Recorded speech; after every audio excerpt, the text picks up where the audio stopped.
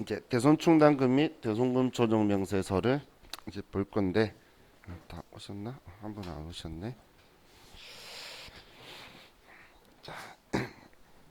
우리 그 부가가치세법에서 우리 대손세액 공제 신고서라는 걸 했었었죠. 그거하고 헷갈리시면 안 돼요. 우리 부가가치세법에서 대손세액 공제 신고서에 작성했던 거는 우리가 부가가치세가 있는 과세거래에서 매출세액을 받지 못했을 때에 그 매출세액을 안 내도 되도록 해달라고 하는 게 우리 대손세액 공제신고서였죠. 그래서 거기에는 우리 뭐 토지의 미수금이나 단기 대여금이나 뭐 이런 것들은 안 들어왔어요. 과세거래가 아니니까. 그런데 지금 하는 거는 우리 회계장부와 법인세법의 장부의 차이를 이야기하는 거죠. 그럼 지금 여기에는 우리가 대손 처리한 모든 회계 처리를 가지고 대손 처리했다는 건 대손 상각비든 대손 충당금이든 다 비용 처리한 거예요. 그럼 그 비용 처리한 거를 우리 세법이 인정하겠다 안 하겠다 그런 이야기지. 우리가 단기 대여금을 못 받았어요. 그것도 당연히 못 받았으니까 비용 처리하는 건 맞아요. 그럼 이게 대손 사유에 맞나 안 맞냐에 따라서 비용을 인정한다 안 한다는 거예요. 그래서 대손세액 공제 신고하고는 차이가 있는 거예요. 또 우리 대손세액 공제 신고서는 그 세액 공제를 받는 것만 입력을 했죠. 우리 세무 2급하고 공부할 때. 근데 이거는 되는 것만 쓴다가 아니라 대손 처리한 건 전부 다 불러와서 얘 인정한다 안 한다를 전부 다 우리가 설정을 하는 거예요. 그리고 이게 우리 대손 충당금 및 대손금 조정 명세서 이야기인데, 자 먼저 우리 대손이라고 이야기하려 그러면 일단 첫 번째가 업무하고 관련이 있어야 돼요. 업무하고 관련이 없는데 내가 채권을 포기했다? 그거는 기부한 거예요. 기부. 그래서 회계 처리로도 기부금이라고 해야 되는데 우리가 못 받는 걸 대손 상각비라고 표현 계정 과목을 쓰고 기부금이라는 계정 과목을 쓰고 접대비라는 계정 과목을 쓰는데 전부 다 비용이라는 건 똑같아요. 전부 다 비용이라는 건 똑같은데 이 두 개는 한도가 있어요. 한도가 있다는 거예요. 대손은 한도가 있는 게 아니에요.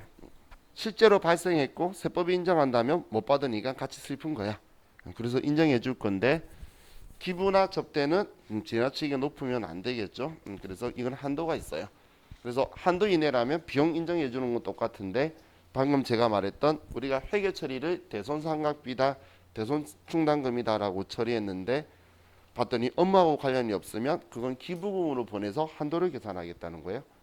또 업무하고 관련이 있는데 특정 거래처에 우리가 일부러 채권을 포기한 거예요. 예를 들면 제가 1억 원치 물건을 팔았는데 100만 원의 잔금이 남았어요. 달라고 하려고 했더니 자기 다시 이번에 2억치 주문할 거래. 그냥 없애재. 그럼 우리는 계약을 위해서 그냥 100만 원을 포기한 그런 채권들은 대손이라고 말할 수 없죠. 그런 건 접대비로 볼 거라는 거예요. 그럼 접대비로 가서 한도 계산하게 한도 접대비 한도 아니면 비용 인정은 되는 거죠. 근데 위치가 틀리다는 거예요. 그래서 우린 대손이 되려고 그러면 업무하고 관련이 있고 그리고 우리 특정 거래처한테 뭔가를 향응석으로 해주는 거면 안 된다는 이야기예요. 자, 이게 기본 대손의 전제 조건이에요. 자, 그럼 우리 교재 478페이지로 가서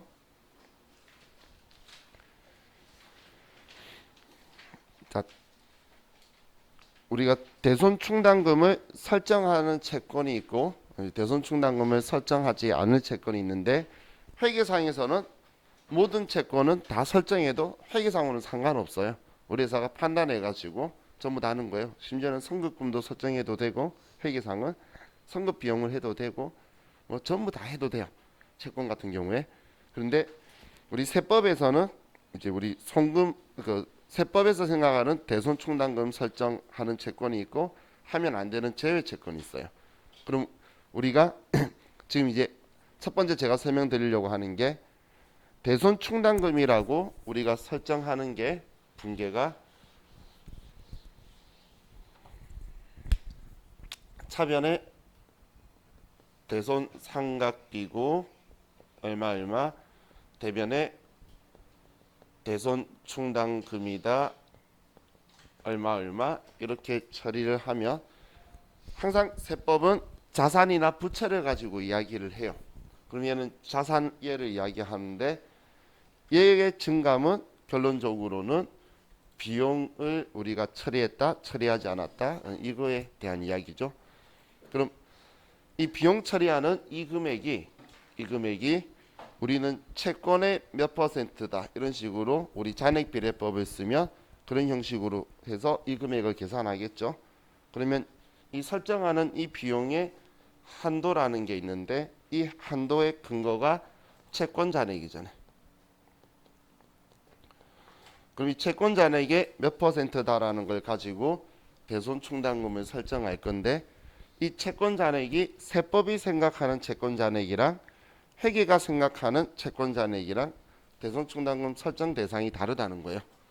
회계에서는 그냥 장부에 외상 매출금이다, 받은 어음이다, 단기 대여금이다 적혀 있으면 그거의 몇 퍼센트인데 세법은 그게 아니라 거기에 있는 것 중에 세법이 대손 충당금 설정을 인정하는 채권이 있고 인정하지 않는 게 있다는 거예요. 그럼 인정하는 거는 우리 지금 교재에 송금 산입 대상 채권은 그냥 일반 채권들 거의 다라고 보시면 돼요. 외상 매출금, 뭐 대여금 그리고 이런 것들에 의해서 뭐 발생하는 우리 관행상 대손 충당금 설정 채권들 이런 것들이 있는데 아래 송금 산입 제외 채권이라고 있는 부분을 여러분들이 보셔야 되는데 첫 번째가 채무 보종으로 인하여 발생한 구상 채권이라고 적혀 있죠. 자, 우리 구상 채권이라는 게 뭔지 아시나요? 우리 구상권 행사한다 이런 이야기 하죠. 요즘 구상권 이야기 많이 나오죠. 뭐 할 때 나오죠? 코로나 걸려가지고 확진 받았는데 돌아다녀서 피해 보면 일단 그 우리 국가가 다 치료 그 환자 그 사람 때문에 확진된 분도 다 치료하고 나서 방역도 하고 그걸 그분들한테 이제 청구하는 걸 구상 청구한다고 이야기하죠. 요즘 우리 뉴스에 나오는 거. 그럼 우리 일반적으로 구상 채권이라는 것도 이런 거예요. A 회사가 있고 자 B 회사가 있어요. 이 B 회사가 우리의 지인이에요.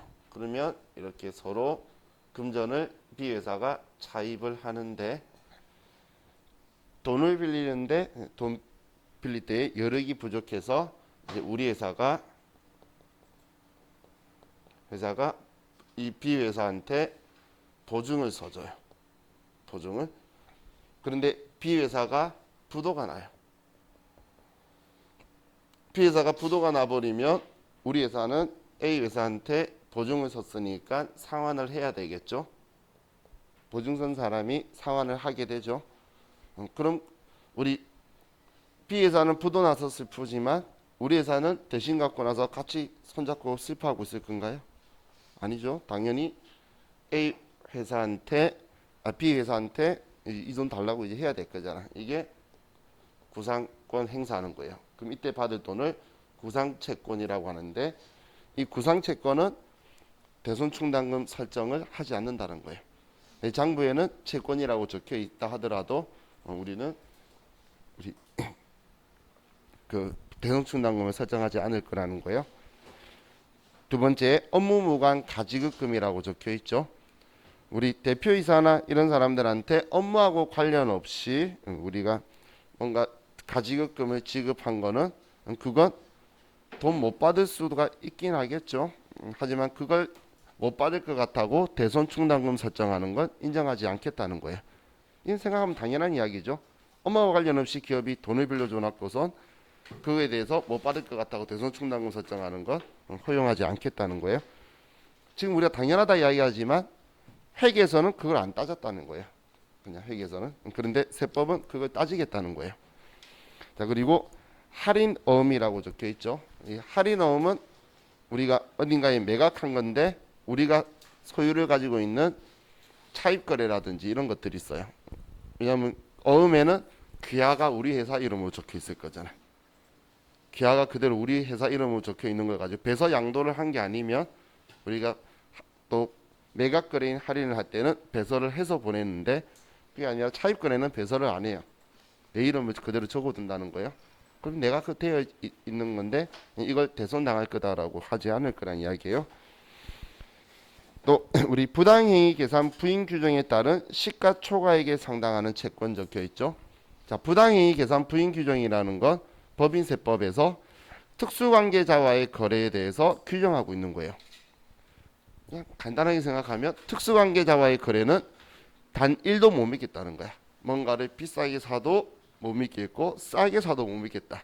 다 악의적인 생각이 있다라고 생각하기 때문에 부당행위 계산 부인 규정은 특수관계인 간의 거래에 대해서 정리해둔 규정이다라고 보시면 돼요. 그럼 특수관계자는 일단 베이스를 이렇게 생각하시면 돼요. 무조건 시가로 가지고 만다. 무조건 시가를 가지고만 할 거예요. 더도 안 되고 덜도 안 돼요. 일반적인 사람하고는 뭔가 거래가 있을 때 차이가 조금 있을 수 있겠죠. 뭐 비싸게 살 수도 있고 싸게 살 수도 있는 거. 그런 건 플러스 마이너스 30%까지는 인정을 해줘요. 특수관계자는 그런 거 없어요. 무조건 시가를 가지고 갈 거예요. 그럼 그 시가를 초과한 채권에 대해서는 우리가 대손 충당금을 설정을 이제 인정하지 않겠다라는 거예요. 자, 그리고 여기에서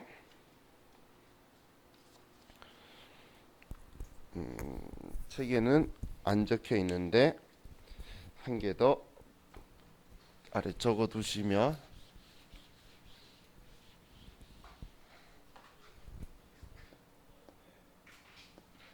채무와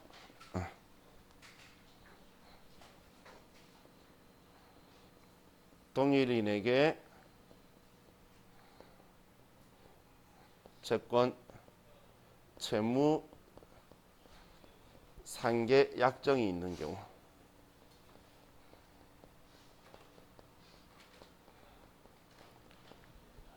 우리 동일인한테 외상매출금과 외상매입금이 있을 수 있겠죠. 그러면 외상매출금과 외상매입금을 상계하기로 서로가 약정을 했다면 이 돈은 못 받을 확률이 없다는 거예요. 당연한 이야기죠. 그러면 이제 여기 대손충당금 설정 제외 채권으로 뺄 거란 이야기예요. 자, 우리 시험 목적으로 하면 외상매출금을 불렀는데 문제 보면 외상매입금과 상계하기로 했다고 적혀 있어요.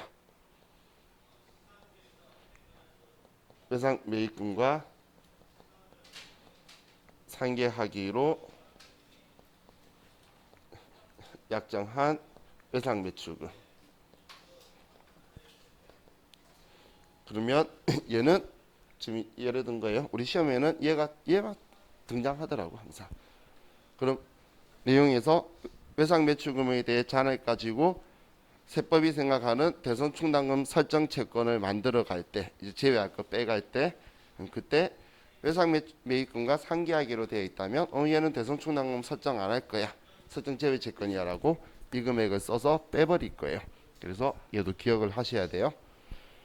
자, 그리고 배서양도도 안 적혀 있는데 배서양도도 우리가 넘겨버렸죠. 이제 내가 대손 당할 일이 없어요. 배서양도하면 리스크가 다 넘겨버리는 거예요. 그렇기 때문에 이제 배서양도도 채권이 우리 대손충당금 설정 대상 채권이 아니라는 거예요. 자, 그럼 우리 설정 대상 채권 가액이라고 적혀 있는데 가산 항목, 차감 항목이라고 적혀 있죠. 자, 이제 여러분들이 우리는 전표를 끊을 줄 아는데 전표를 끊을 줄 알면 분기할 때에 계정 과목을 하나만 생각하지 마시고 반대되는 계정까지 전부 다 생각하셔야 돼요. 전부 다. 자, 우리가 대손이 발생하게 되면 채권 잔액을 줄이죠. 외상 매출금이다. 예를 들어서 얼마 차면에 대손 상각비다. 얼마 이렇게 썼어요. 그럼 이 비용을 인정한다 안 한다만 생각하지 말고 그럼 우리의 채권의 잔액도 늘려라 늘리지 말라 이 생각을 같이 해야 된다는 거예요. 우리는 이렇게 회계 처리했는데 세법이 이 비용을 인정 안 해요. 그러면 세법이 생각하는 채권 잔액도 얘를 줄이면 안 된다는 거예요. 무슨 말인지 이해가시나요? 비용 인정 안 한다는 건 지금 우리 장부에 외상매출금을 줄인 거잖아. 그죠? 근데 이 회계 처리 자체를 지금 부인하고 있는 거죠. 그러면 얘 비용도 인정 안 하지만 이 외상 매출금 잔액도 그럼 이 금액만큼 줄이지 말라는 게 세법상의 채권 잔액이 될 거라는 거예요. 자, 그럼 반대로 또 이야기할게요. 세법이 회계 처리 안 했는데 세법이 못 받는다고 한 거예요. 세법이. 그러면 세법이 비용이야. 이 분개해야 되는데 안 했어라고 세법이 생각하면 송금 산입시켜주면 세법이 생각하는 채권 잔액은 이 금액만큼 줄어들 거라는 거예요. 두 개를 다 생각해야 돼요. 우리 비용 인정한다 안 한다만 생각하지 말고 채권 잔액도 그럼 줄인다 줄이지 않는다 이 생각을 하셔야 돼요. 지금 여기에 설정 대상 채권의 가액 계산이라고 적혀 있는 거에 가산 항목, 차감 항목 적혀 있는데 여기 가산 항목이 우리가 대손 부인된 채권이나 세무조정 시 입금 산입된 채권이라고 말하는 게 이거예요. 자, 우리 스타일로 입금 산입이라 생각하지 마시고 송금 불산입이라 생각하시면 돼요. 비용 아니야라고 하면 가산 조정 이야기하는 거예요. 그러면 이거 말고 이쪽을 생각하는 거죠. 우리가 다 부인했다면 이 채권도 전부 다 높여줘야 되니까 그래서 설정 대상 채권에 가산 더한다는 이야기예요. 채권 잔액에. 그럼 아래 차감 항목을 보면 얘도 우리 세무 조정하는데 송금 산입 송금산입했다는 건 회사 장부에는 안 썼는데 우리 세법이 못 받으니까 줄여라고 했다는 이야기죠. 그런 경우에는 대손상각비 이 세법이 생각할 거니까 그러면 채권 잔액도 줄여줘라. 이게 차감 항목이다라고 보시면 돼요. 자, 우리 책 아래 적혀 있네요. 다만 당사자 약정에 의해 상계하기라는 경우는 그래야지 아니하다. 얘는 제외 채권이다라고 했었어요. 자, 그럼 우리가 대손 충당금을 이제 우리 설정을 할 건데 우리가 회계할 때에 그 대손 충당금 설정하는 방법을 보충법이라는 표현도 쓰고 환입법이라는 표현도 총회법 혹은 환입법이라는 표현도 썼었죠. 자, 그럼 우리가 회계 기준은 보충법을 쓰고 우리 법인세법에서는 총회법을 써요. 다른 말로 환입법이라고 하는데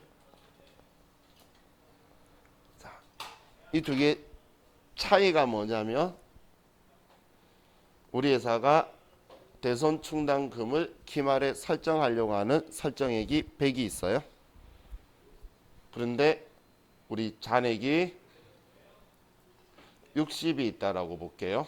잔액이 60. 그럼 이때 우리가 100을 설정할 건데 이 100을 어떻게 만들 거냐? 그럼 우리 회계에서 보충법 썼던 건 우리가 설정할 금액이 100이면 100인데 대손 충당금 잔액이 60이면 빼서 40을 더해주는 방식을 썼죠.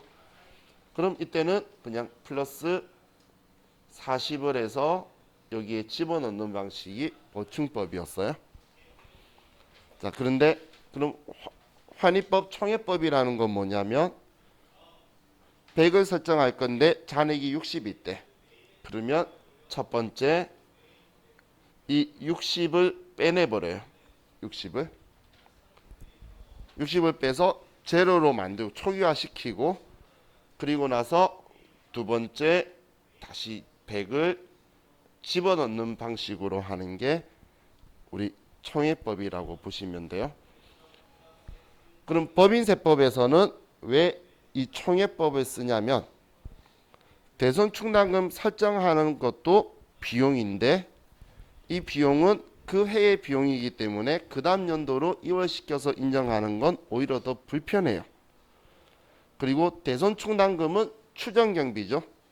추정경비라서 얘를 결산조정 사항이라서 아무나 마음대로 많이 설정할 수도 있어서 한도를 가지고 있어요. 세법이 생각하는 한도. 그 한도 때문에 앞에 우리 대손 충당금 설정 채권, 제외 채권 이런 이야기를 하는 거예요. 한도 계산을 하려고. 그럼 그 한도가 넘어간 거는 한도 초과가 되는데 전기의 한도 초과를 또 오래 시인하고 끌고 가고 하면 오히려 더 불편하게 돼요. 그래서 올해 발생했던 거에 우리 한도 초과든 뭐든 대손 충당금 설정하고 남아 있는 거든 전부 다 올해 거는 올해 걸로 처리하고 차기로 넘어가면 그냥 다 빼내버리고 다시 설정하는 방식이에요. 그냥 올해 걸. 그게 훨씬 더 깔끔하고 편하겠죠. 그래서 우리 법인세법은 우리 총회법을 쓴다라고 보시면 돼요. 그것 때문에 회계 이론 문제에서 우리 회계 1급 세무 2급 때 이런 문제에 그때 우리 법인세법 공부 안 한 단계잖아요. 근데 이해라는 걸 이제 아냐 물어본 건 미래를 위해서 하는 건데 오답 지문으로 이런 것들이 적혀 있어요. 그러면 이제 법인세하고 조금 혼동되시는 분들을 좀 잡으려고 한 건데 우리는 세무 이거 공부할 때까지는 얘를 생각하지도 않죠. 자, 그럼 우리 478페이지 양가로 이번에 이제 한도액과 송금 산입 방법이라고 적혀 있죠. 그럼 대손 충당금 한도를 계산을 하는데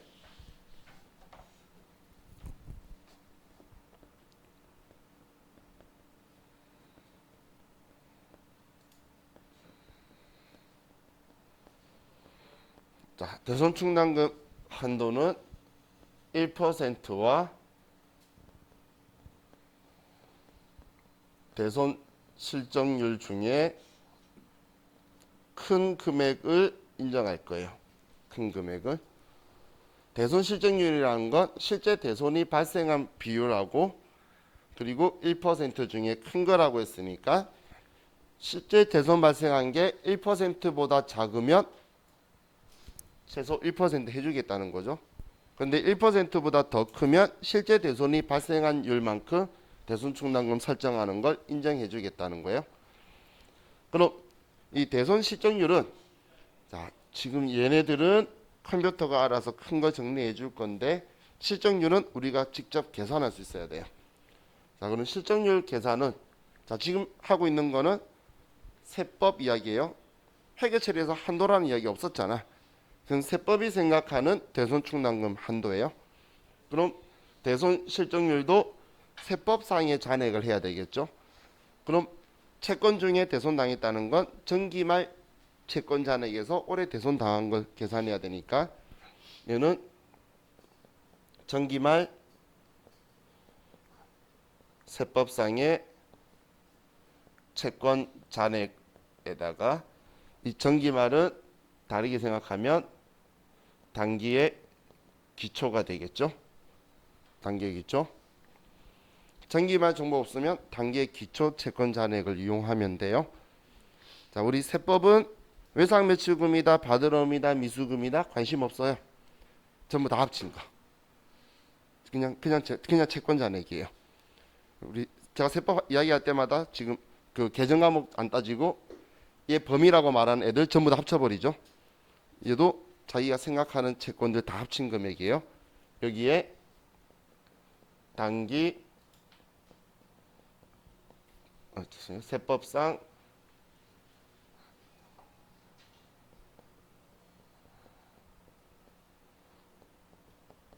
대손금 신액 신액이라고 말한 건 인정하는 거 대손 당했다고 세법이 원래 정기말 설정한 거 가지고 올해 대손 처리하잖아요. 그러면 정기말 채권이 얼마 있었는데 올해 실제 대손이 얼마 발생했다. 그러니까 내년 대비하기 위해서 한도 설정할 때 예를 들어서 2%가 나왔으면 2% 크니까 얘를 선택할 거다. 그럼 대손 실적률을 이제 우리가 계산을 해야 돼요. 계산하는데 이거는 이것 때문에 여러분들이 힘들어요. 장부에 보이는 게 아니라 세법이 생각하는 걸로 써야 되기 때문에 이 부분을 조금 신경을 좀 쓰셔야 돼요. 그래서 시험 문제 풀 때 이거 싫어하시는 분은 대손 실적률은 몇 %라 가정한다. 이거 계산할 필요 없는 문제거든. 근데 간혹 이제 아무 말이 없으면 무조건 계산해야 되고 진짜 계산해 보면 틀려요. 그러면 이제 더 높아 1%보다. 그럼 써야 되니까 대손 실적률 적혀 있기를 많이 바라시는 분들도 있어요. 자, 지금 제가 설명한 게 478페이지 아래에 적혀 있는 이건데 지금 우리 주 1에 정체불명의 알파벳이 적혀 있죠. FS라고. FP와 BS의 합성인가? 잘못 쓴 것 같아요. 왜 썼는지. 다음 479페이지에 가시면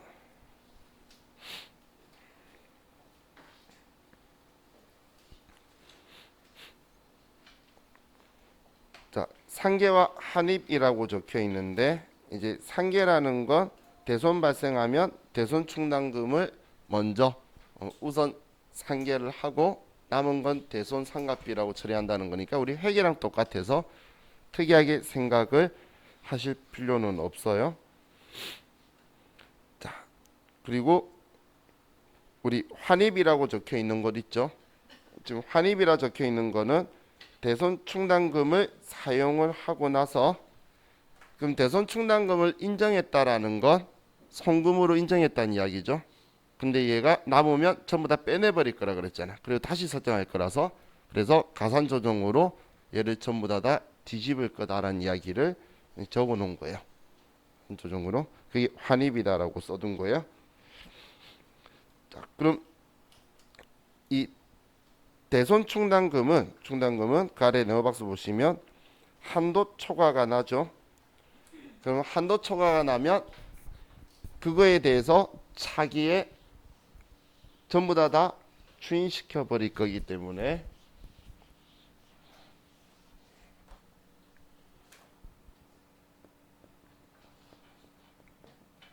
대손 충당금 한도 초과액에 대해서는 우리가 세무 조정을 설정하는 게 비용이니까 송금불산이 대손 충당금 한도 초과 얼마 유보 발생으로 세무 조정을 해둘 거예요. 유보 발생으로. 자, 그럼 이러고 나서 차기 되면 새로 시작할 거라 그랬죠. 새로 시작할 거기 때문에 이 한도 초과액은 자 이걸 기억하셔야 돼요. 얘는 차기에 자동 추인되는 거예요. 자동으로 그렇다고 컴퓨터가 자동으로 추인해 준다가 아니고 내가 알아서 아무 말 없어도 자동으로 추인해 줘야 된다는 이야기예요. 그래서 얘는 차기에 송금산이 정기 대손 충당금 한도 초과 얼마 마이너스 유보 감소로 처리를 할 거예요. 자, 그럼 시험에서 지금 이 서식 말고 나중에 뒤에서 소득금액 조정 합계표를 작성하는 이런 서식이 없이 그냥 바로 세무 조정하는 게 있는데 문제 내용 중에서 조정해야 되는 내용 중에 아무 말 없이 정기 대손 충당금 한도초가 얼마가 있다 라고 적혀 있는 건 그래서 어쩌라고 생각하면 안 되고 이거 하라는 이야기예요. 바로 추인하라는 이야기예요. 정기 거 있는 건 올해 자동 추인해야 되기 때문에 자동 추인하라는 걸로 이렇게 이야기한다라고 보시면 돼요. 자, 지금 우리 이거 보고 있는데 자, 여러분들 컴퓨터에 자, 미리 말씀드릴게요. 우리 AT 프로그램을 어제 제가 주말반에 실수해가지고 데이터를 준다는 게 전산회계 백데이터 준다는 게 FAT 1급 백데이터 줘가지고 사람들이 아무 생각 없이 전부 다 더블 클릭했겠죠. 그래가지고 FAT 1급 백데이터로 바뀌어 있을 거예요. 그래서 우리 TAT 1급으로 그 앞에 거는 기록 하나도 없어서 상관없어요. 이번 서식까만 조금 들어가면 되니까. 그래서 TAT 1급 백데이터를 그 없으신 분은 우리 여기 있죠. 703T 이거 여기에 지금 제가 넣어뒀으니까 어제 사람들이 전산회계 1급인데 AT 프로그램이 막 열리길래 이거 왜 하셨어요? 라고 말하고 생각해 보니까 내가 AT 백데이터를 준 거예요. 그 실행하면 자동으로 열리잖아. 그래가지고 그런 순간 아 큰일 났구나. 우리 방 거는 없어졌겠네 이 생각이 들었어요. 근데 없어도 상관없으니까. 이건 뭐 급한 지금 바로 할 건 아니에요. 지금 아직 더 볼 거 있으니까 우리 시간대 이번 시간이나 아니면 쉬는 시간에 좀 실행을 한번 해보세요. 5,000번 없으면 실행하시면 돼요. 5,000번 있으면 그냥 이렇게 안 하셔도 되고 그 반은 사람이 14명인가? 그래서 거리두기로 앉았기 때문에 저는 말 안 했는데 알아서 거리두기 있길래 잘했다고 그대로 앉아라 그랬어요. 그래서 띄엄띄엄 돼 있어요. 자, 또 우리 교재 네, 가운데 네모 박스에 한도 미달액이라고 적혀 있죠. 한도 미달액. 이 한도 미달액은 우리는 결산 조정 사항이기 때문에 결산 조정 사항이라는 건 결산 때 처리 안 하면 신고 조정을 허용하지 않는 거죠. 그래서 한도 미달이 있으면 별다른 세무 조정 안 하고 그냥 회계 장부상에 설정한 만큼만 인정하고 넘어갈 거예요. 그렇게. 근데 한도 초과됐을 때만 이제 우리 이런 세무 조정이 발생을 하는 거예요. 자, 그럼 이제 대손 처리할 수 있는 채권의 범위라고 적혀 있는데, 자, 이건 뭐 굳이 이렇게 정리할 필요가 없는 거예요. 그냥 왼쪽은 우리 일반적인 거래에서 발생한 채권이고, 오른쪽은 영업활동에서 외에서 발생한 건데, 자, 여기에는 뭐 오른쪽 영업활동 아니라 그러더라도 우리 업무상 과실이다라고 적혀 있죠. 엄마하고 전혀 관계 없으면 그 사고 친 놈이 다 책임져야죠. 그죠? 우리 엄마하고 관련 있으면 회사가 책임져야지. 그런 부분들은 전부 다 우리 된다라고 생각하시면 되는데 이건 시험에서 포인트로 들어오는 거 아니니까 신경 안 쓰셔도 돼요. 자, 그럼 이제 대손금의 범위라고 적혀 있는데, 자, 이게 아주 중요한 게 대손 요건 충족한 채권은 당연히 대손금으로 전부 다 인정할 건데, 자, 여기서 중요한 게 다만이라고 적혀 있죠. 자, 우리 부도 발생일로부터 6개월 이상 경과한 엄수표 외상매출금. 자, 이런 글자들 우리 대손세액 공제신고서 할 때 봤죠. 그때 왜 우리가 볼 수 있었냐면 부가가치세법이 법인세법의 대손사유를 인용해 쓰고 있는 거예요. 그래서 대손사유는 똑같아요. 그럼 우리 대손사유는 모르지 않겠죠? 그죠? 우리 세무이익 공부할 때도 봤고 저와 같이 또 대손세액 공제 신고서 할 때도 봤잖아. 근데 제일 중요한 게 6개월 경과하면 되는데 그 뒤에 비만 금액으로 1,000원을 제외한, 여기가 중요한 거예요. 비만기로.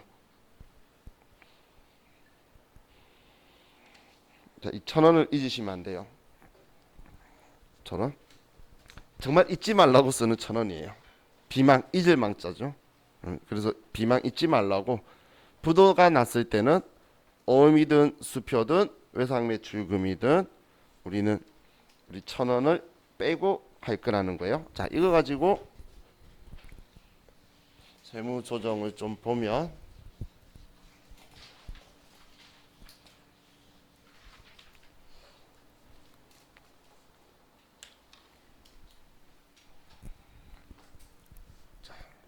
첫 번째 우리 회사가 장부에 대손 충당금이든 대손 상각비든 10만원, 대변에 외상 매출금 10만원 이렇게 회계 처리를 했어요. 자, 그러면 자, 이거에 대해서 우리가 봤을 때 첫 번째는 부도 6개월 미경과, 자, 부도 6개월이 전혀 경과되지 않았다면 우리는 세법은 지금 대손을 인정 안 하겠죠.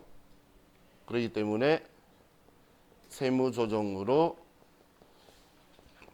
송금불산입 우리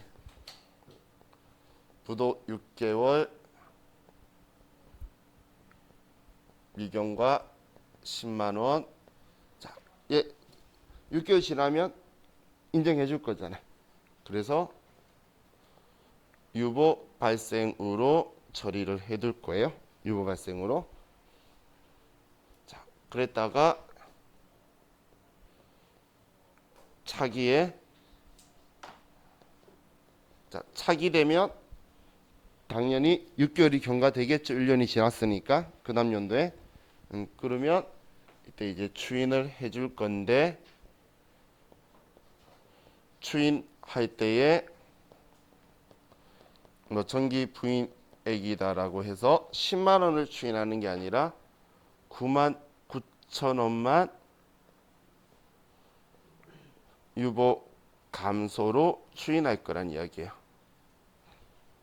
그럼 1,000원은 남게 되겠죠. 1,000원을 남겨두게 될 거라는 거예요.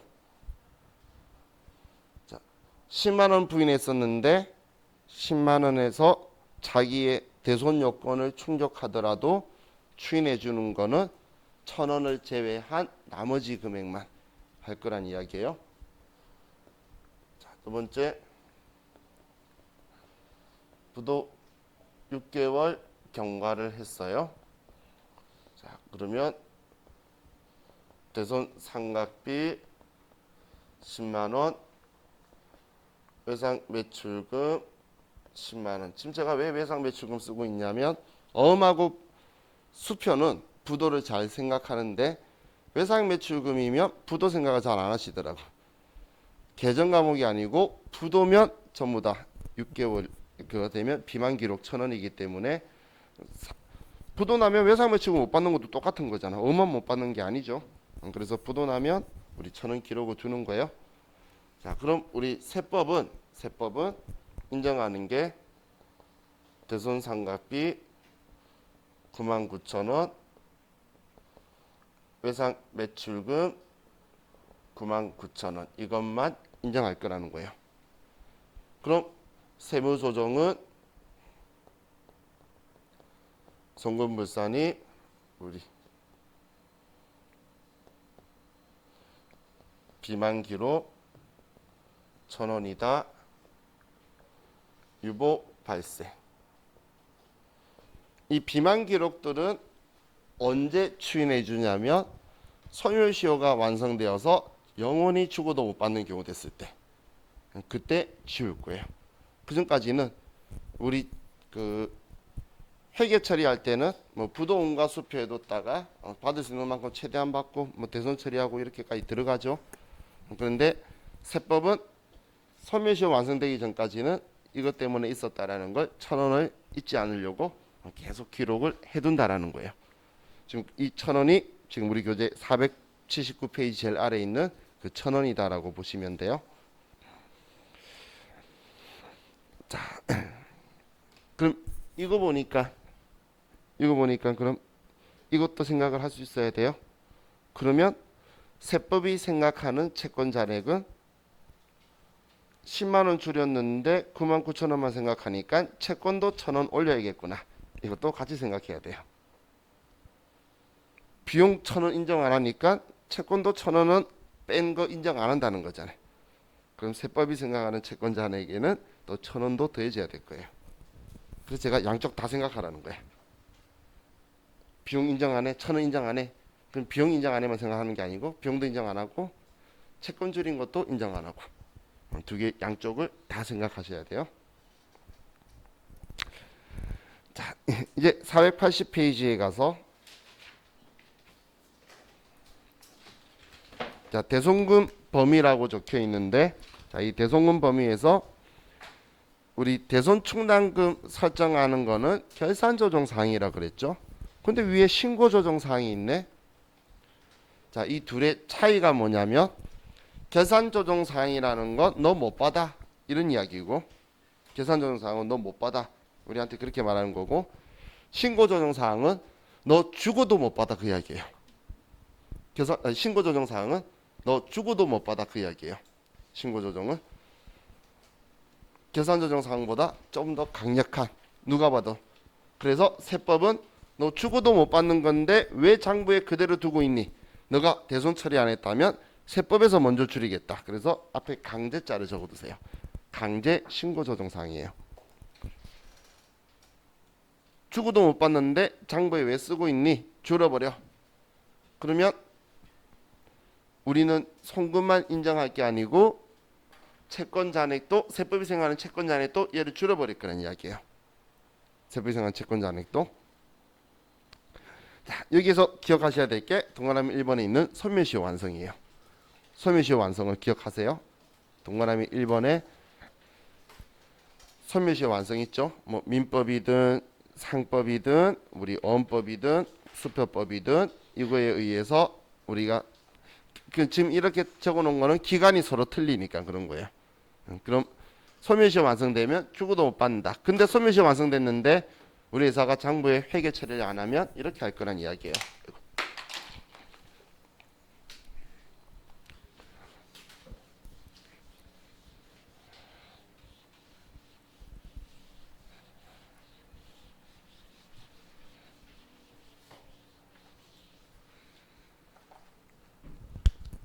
우리가 외상 매출금 100만 원이 있는데 이 외상 매출금을 우리 회사가 장부 대손 처리를 안 한 거예요. 그럼 장부에 아무런 회계 처리를 안 했어요. 근데 세법은 너 이 사유가 소멸시효 완성이네.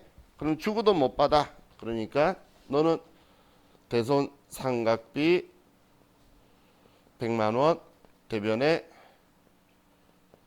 외상 매출금 100만 원이다. 이렇게 해서 얘를 줄여란 이야기예요. 그러면 세무조정으로 송금산입 소멸시효 완성 채권이고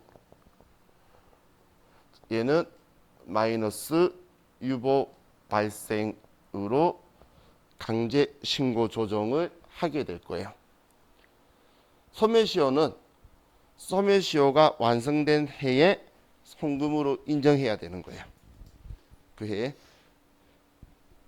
자, 그럼 지금 장부에는 외상매출금 줄였나요? 안 줄였죠? 그러면 이 일이 생기면 세무조정도 따르면서 세법이 생각하는 채권 잔액도 줄여야 돼요. 세법이 생각하는 채권 잔액도. 자, 지금 제가 계속 양쪽으로 이야기하고 있죠. 근데 혹시 오해하실까봐 이 지금 제가 설명하고 있는 거 뭐 대손 실적 여부터 전부 다 어울러서 문제가 나오는 게 아니고 어떤 거는 지금 이게 포인트고 어떤 거는 비만 기록 선언이 포인트고 어떤 거는 대손 실적률이 포인트고 이 서식이 출제위원들이 좋아하는 이유가 포인트를 줄 수 있는 곳이 여러 군데가 있어요. 그러니까 이 연달아도 막 나오고 그래요. 이번에는 쟤를 포인트를 주고 다음에 다른 거 포인트 주면 문제가 전혀 다른 문제가 돼요. 그러다 보니까 문제 내기 좋아서 그렇게 하는 거고 저는 전부 다 설명드리니까 얘가 뭐가 엄청 많아 보이는데 막상 시험은 하나씩만 포인트 가지고 있어요. 하나씩만. 자, 그럼 지금 얘는 추이는 언제 되죠? 그럼 추이는 회계 처리하면 추인 조정은 안 써도 알겠죠? 회사가 이 회계 처리하면 이미 우린 비용 처리했는데 얘가 비용 뒤늦게 처리한 거잖아. 그래서 우린 이미 비용 처리했어. 송금불산입 그리고 유보 감소로 처리할 거예요. 회계 처리했을 때.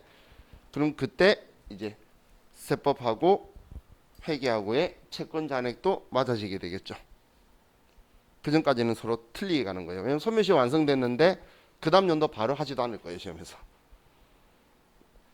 소멸시효 완성이 전 전기에 일어났는데 아직도 회계 처리 안 했대. 그럼 계속 따라오는 거예요. 전기했는데도 따로 차이가 계속 나다가 회계 처리해야지만 세법하고 같이 맞아질 거예요. 그러니까 유보로 두고 있지. 추인하 이전까지 계속 귀신처럼 따라 붙게. 그죠? 나머지 아래 결산 조정 사항은 뭐 우리가 다 알고 있는 우리 조건이니까 우리 그 소액 채권 30만 원이라는 건 기억나시죠? 소액 채권 30만 원으로 10만 원 오른 거 과거에는 20만 원이었잖아요. 그죠? 그럼 이렇게 생각하시면 돼요. 전에도 시험에서 쪼잔하게 나와요. 선생님도 저번에 놓쳐서 나한테 물어봤는데 같이 웃었어요. 과거에 20만 원이 때 대손 당했는데 이거에 대해서 23만 원이 나왔어요. 선생님이 뭐 별 생각 없이 얘가 왜 안 되지? 답 틀린 거 아니야? 나한테 그러길래 안 되네요. 20만 원. 그랬더니 아 그래 그럼 잘 놓쳐요. 사유가 특별한 게 없이 6개월 경과만 바라보고 있으면 안 되니까 금액도 기억하라고 제가 이야기하는 거예요. 그럼 얘는 30만 원까지는 되고 30만 원 초과하면 안 돼요. 자, 우리 여기까지 하면 우리 대손 충당금 및 대손금 조정명세서 이제 내용 봤으니까 자, 우리 이번